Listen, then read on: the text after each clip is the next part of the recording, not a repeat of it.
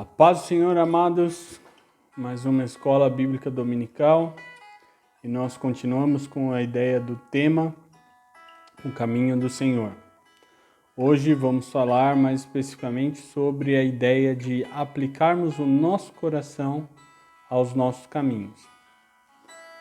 Eu quero começar essa aula lendo, na verdade, um texto que eu utilizei no último domingo que eu peguei com os irmãos, que está em Jeremias 17, verso 10.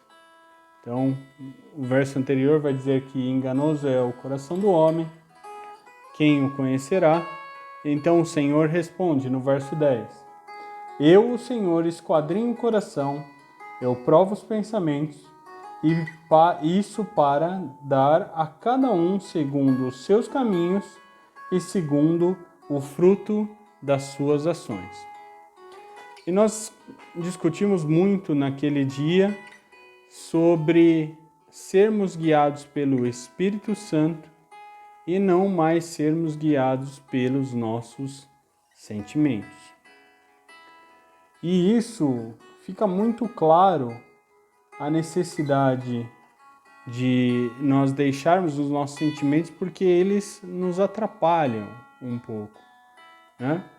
Mas não quer dizer que eu vou viver um caminho como se eu fosse um robô sem nenhuma emoção, sentimento, vontade, plano ou desejo. Então é isso que nós queremos falar um pouquinho hoje. Então abram as suas Bíblias no livro do profeta Ageu. Então o livro do profeta Ageu fica depois de Sofonias, antes de Zacarias, nos profetas menores. Ageu capítulo 1. Eu vou ler do verso 3 ao verso 8. Diz assim a palavra do Senhor. Veio, pois, a palavra do Senhor pelo ministério do profeta Ageu, dizendo: É para vós tempo de habitardes nas vossas casas estucadas, e esta casa há de ficar deserta? Ora, pois, assim diz o Senhor dos Exércitos: aplicai o vosso coração aos vossos caminhos, semeais muito e recolheis pouco, comei, mas não vos fartais, bebeis, mas não vos saciais, vesti-vos, mas ninguém se aquece, e o que recebe salário num sactel furado. Assim diz o Senhor dos Exércitos: aplicai o vosso coração aos vossos caminhos, subi o monte, e trazei madeira, e edificai a casa, e dela me agradarei, e eu serei glorificado, diz o Senhor. Então, para os irmãos lembrarem um pouquinho o contexto histórico, nós estamos falando mais ou menos no mesmo período que Esdras, o livro de Esdras, foi escrito. Então, nós temos Esdras vindo do cativeiro para reconstruir o tabernáculo, vindo do cativeiro para reconstruir a casa de Deus. Só que se os irmãos lembram da história de Esdras, nós temos os fundamentos sendo lançados, e essa obra dos fundamentos foi uma obra rápida, porque o coração do povo estava empenhado em fazer essa obra. Porém, eles desanimaram no caminho e ficaram por alguns anos sem fazer essa obra de reconstrução, sem terminar essa obra. Então, vem esse texto do profeta Ageu para chamar a atenção de novo ao povo e para dar-lhes ânimo e vigor. Porque as pessoas tinham as suas casas restauradas, as pessoas estavam vivendo apesar da dificuldade, porque eles tinham sido destruídos, né, em boa parte, pelo Império Babilônico. Mas a casa do Senhor estava num estado deplorável.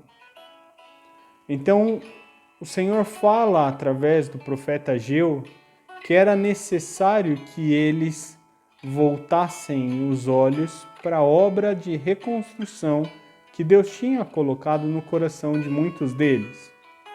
e que eles, por um momento, tinham com muito afinco feito essa vontade, essa obra do Senhor, mas que deixaram de lado e enfraqueceram o seu ímpeto. Então, quando nós vemos no verso 5 e no verso 7 o Senhor dizendo: aplicai o vosso coração aos vossos caminhos, a palavra é muito bem descrita aqui, porque aplicar significa sobrepor, pôr em prática, dedicar-se com afinco a algo. E aí a variação, a aplicação, né, o substantivo desse verbo, que vai dizer atenção constante, dedicação, uso prático de algo. Então, o Senhor está falando através do profeta, dizendo: vocês precisam se dedicar com afinco, colocar o seu coração nesta obra e neste caminho. Colocar o seu coração em fazer o plano determinado por Deus, que era a reconstrução do santuário. E por que ele pede isso? Porque o Senhor está falando que nós devemos colocar o coração dentro dos nossos caminhos.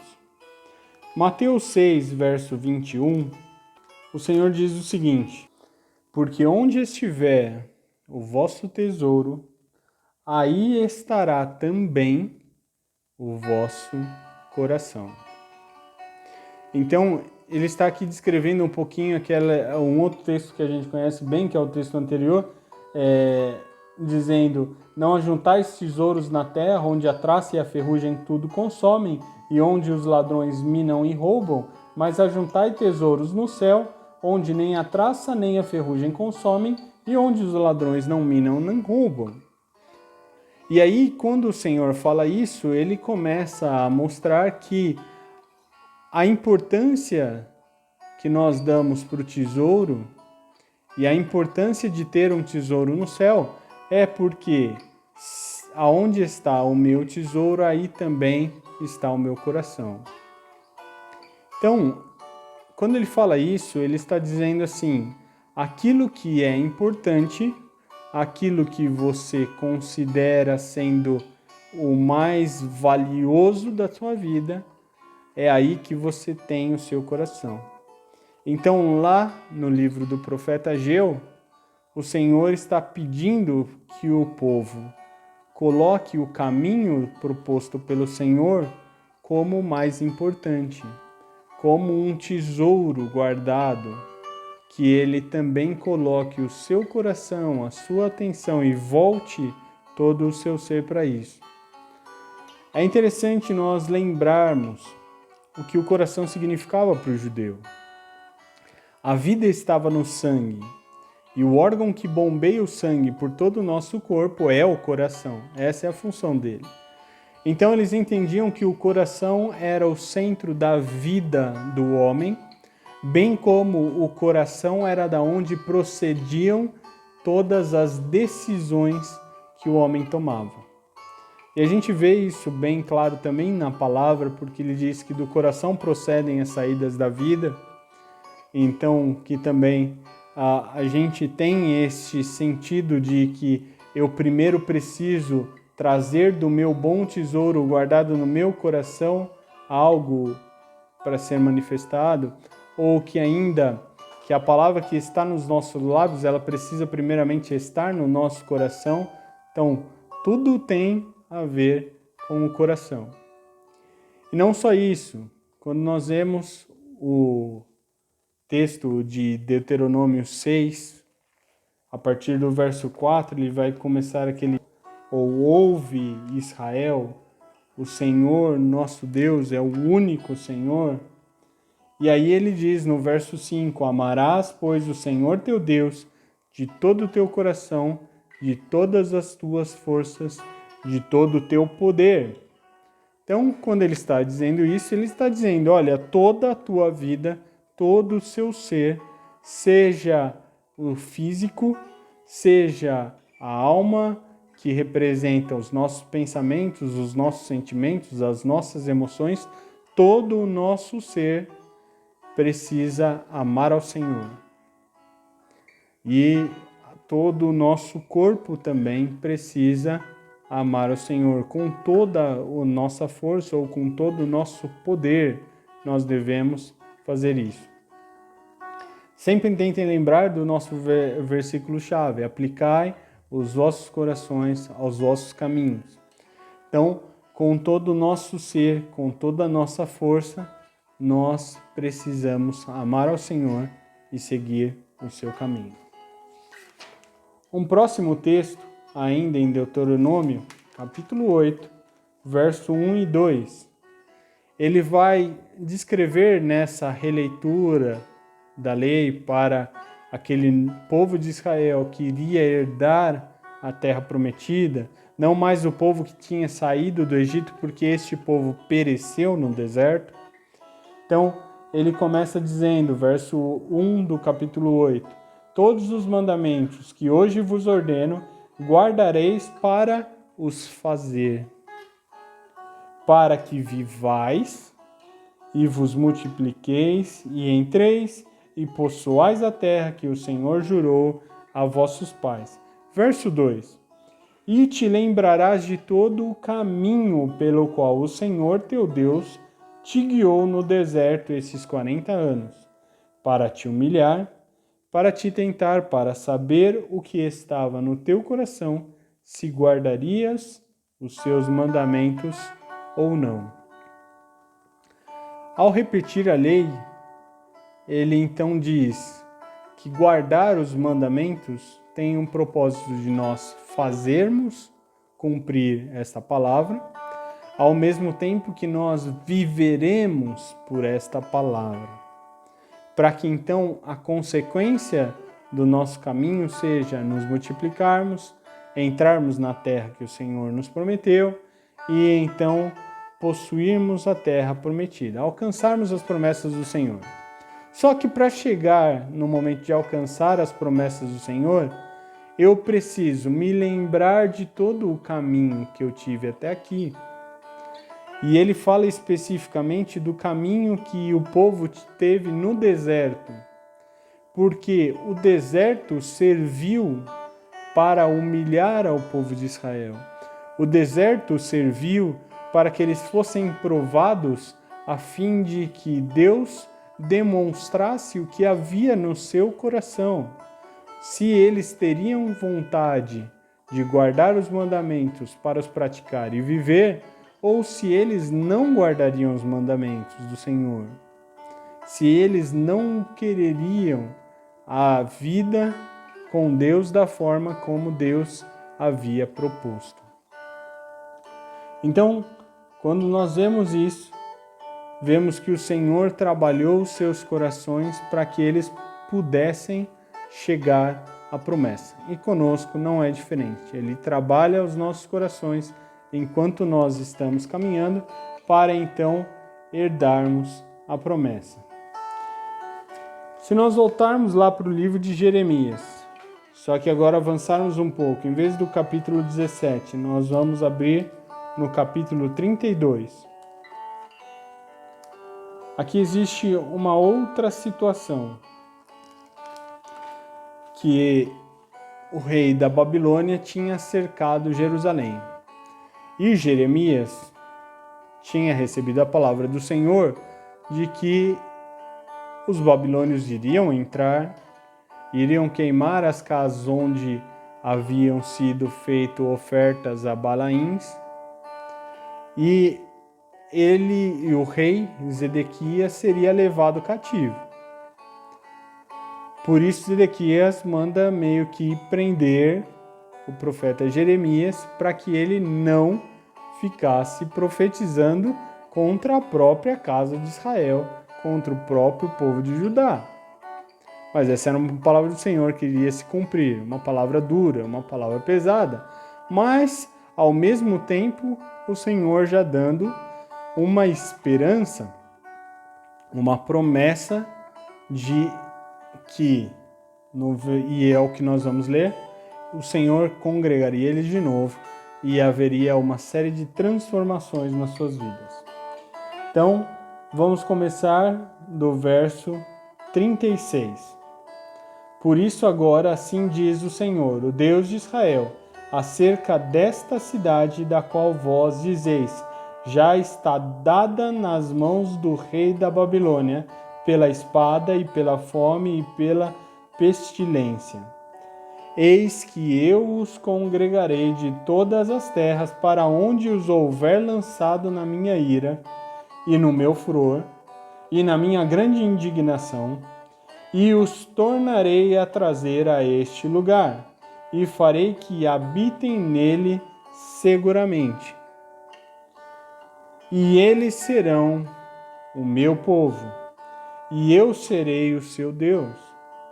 E lhes darei um mesmo coração e um mesmo caminho, para que me temam todos os dias, para seu bem e bem de seus filhos depois deles.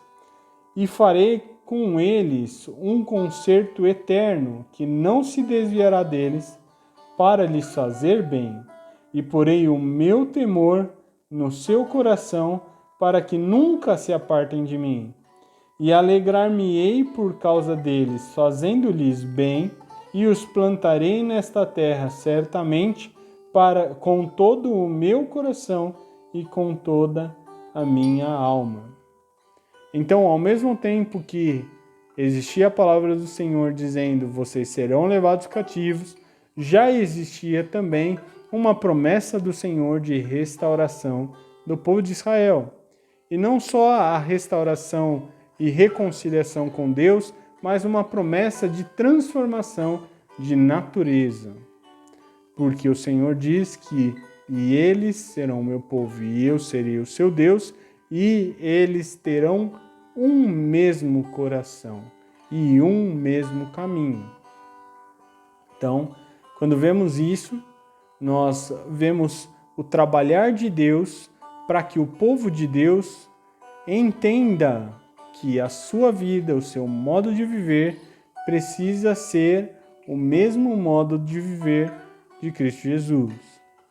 O único caminho é Cristo Jesus. É o único caminho que nos leva ao Pai. É o único caminho que nos traz a reconciliação, que nos traz o perdão, que nos traz a salvação. E é por este caminho que nós devemos viver diariamente na presença do Senhor. E para isso, Ele transforma o nosso coração. Porque se o nosso coração ainda estiver as coisas que não são do Senhor, o que acontece é que eu vou querer me desviar desse caminho e ir como nós vemos em Isaías 53. Em Isaías 53, verso 6, Isaías diz o seguinte: todos nós andamos desgarrados como ovelhas, cada um se desviava pelo seu caminho. Então, ele mostra aqui que nós, antes do Senhor Jesus, andávamos desgarrados, perdidos, correndo para qualquer lado, seguindo o nosso caminho, o caminho que eu mesmo tracei para mim. Mas, quando nós somos povo de Deus, quando nós somos feitos novas criaturas a partir da palavra e do Espírito Santo, nós agora andamos pelo novo e vivo caminho que foi aberto por Cristo Jesus, que é o próprio Cristo Jesus, com este coração guiado pelo Senhor. E não mais eu vou me dedicar ao meu caminho que eu tracei, mas eu vou me dedicar ao caminho que o Senhor planejou para mim. Nós vamos ler agora alguns versículos que estão no livro dos Provérbios, escritos por Salomão. Então, abra sua Bíblia em Provérbios 16, versículo 9. Nós lemos o seguinte: o coração do homem considera o seu caminho, mas o Senhor lhe dirige os passos. Então, o meu coração pode pensar qual é o caminho que ele quer escolher, mas se nós somos sábios, se nós somos inteligentes, nós seremos dirigidos pelo Senhor. Cada um dos nossos passos dirigidos pelo Senhor, firmados na rocha. Capítulo 23 de Provérbios. Ele vai dizer no verso 19: Ouve tu, filho meu, e sê sábio, e dirige no caminho o teu coração. Não esteja entre os beberrões de vinho, nem entre os comilões de carne, porque o beberrão e o comilão cairão em pobreza, e a sonolência faz trazer as vestes rotas. Então, ele começa dizendo que, olha, o caminho que pode ser conduzido por aqueles que se levam pelas suas próprias paixões, e ele cita aqui duas, a bebida e a comida, estes têm um caminho fadado ao fracasso. Mas se você for um filho sábio, que ouve ao Senhor, você vai saber dirigir o seu coração durante o seu caminho. Aí talvez fique um pouquinho confuso ou algo meio difícil de entender. E aí na revista e atualizada, ele traz a seguinte diferença para o versículo 19. Ouve, filho meu, e sê sábio, guia retamente no caminho o teu coração. Então, enquanto eu estou no caminho, eu guiarei o meu coração de forma reta, de forma íntegra, de forma em que eu permanecerei fazendo o que é correto. Então, é isso que ele está dizendo. Se você é um filho sábio que ouve o que o pai diz, você vai conduzir durante o teu caminho o teu coração de forma reta ao Senhor. Versículo 26 do capítulo 23 diz: Dá-me, filho meu, o teu coração, e os teus olhos observem os meus caminhos. Na versão atualizada vai dizer: Dá-me, filho meu, o teu coração, e os seus olhos se agradem dos meus caminhos. Então, nessa versão também um pouco mais fácil para compreender, começa com a ordenança do Senhor. Se nós somos filhos, nós vamos ser filhos obedientes e dar o nosso coração ao Senhor. Então, o que ele está falando aqui? Eu tenho um chamado do Senhor a cumprir e estou dando ao Senhor toda a minha vida, os meus pensamentos, emoções e sentimentos, para que o Senhor faça o que é melhor por mim. E não só isso, ele diz que se eu fizer isso, é uma afirmação, e os seus olhos se agradem dos meus caminhos. Ou os seus olhos observem os meus caminhos. Então, nós teremos prazer no caminho proposto pelo Senhor se o nosso coração for dele. Então, nós aplicamos, nós dedicamos, nós nos esforçamos para que durante o nosso caminhar o nosso coração não queira nos levar a caminhos que não são os caminhos planejados pelo Senhor para nós. E esse é um grande esforço, uma grande batalha que nós temos, porque enquanto o nosso coração, a nossa vida for nossa, nós poderemos escolher o caminho que nós queremos ir. E poderemos escolher bem ou não. Poderemos escolher um caminho de perdição. Agora, o momento em que nós aplicarmos o nosso coração ao caminho do Senhor, ao momento em que o nosso coração for inteiramente do Senhor, ao ponto dele dirigir todos os nossos passos, ele continuar fazendo com que os nossos olhos se agradem daquilo que nós vemos pelo caminho do Senhor. Porque a nossa vida, a forma como nós vamos nos conduzir, nós, se buscarmos pela nossa força, chegaremos até um determinado lugar.